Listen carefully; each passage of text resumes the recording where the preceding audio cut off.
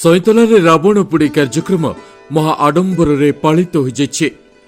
पवित्र विजय दशमी अवसर में चलचंचल सईतलार रमेश सिंह भोई स्टेडियम।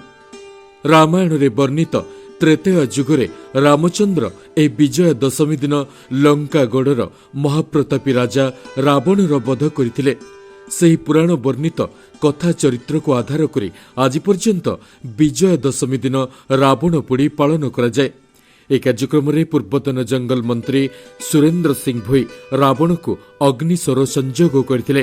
ଫଳରେ ରାବଣର ଶରୀର ଧ୍ୱଂସ ବିଧ୍ୱଂସ ହୋଇଯାଇଥିଲା ଏବଂ ଧର୍ମର ଜୟ ହୋଇଥିଲା।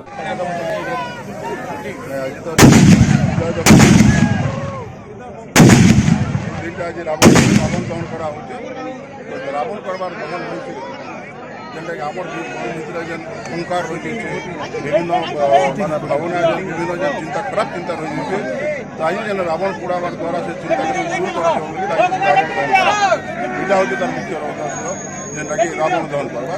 तो आमर सतला नवरात्र दुर्गा पूजा समिति तरफ समस्त कर्मकर्ता एवं समस्ते रावण पोड़ी आसिक जैसे आम अंचलवासी समस्त बहुत बहुत सहयोग कर मोर तरफ समस्त बहुत बहुत धन्यवाद। हाँ रावण पोड़ी आम प्रत्येक वर्ष सतलार मनाई आसी आज के बहुत वर्ष होगा लोक बाग बहुत प्रिपेयर हेसन प्राय बहुत गाँ गहली लोक बाग आसिक टाउनशिप भी आसिक बहुत मजा मस्जिद उठासन बहुत बढ़िया से पालित है।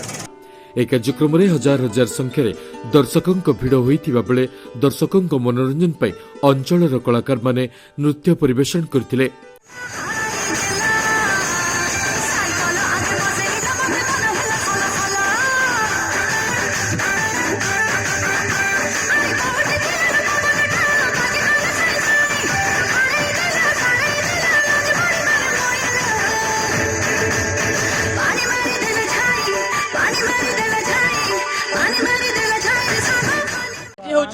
पवित्र विजय दशमी ए दिन सैंतलार महाआडंबर रावण पोड़ी कार्यक्रम अनुष्ठित होता है एवं समस्ते शांति श्रृंखला सहित यह कार्यक्रम को उपभोग करते।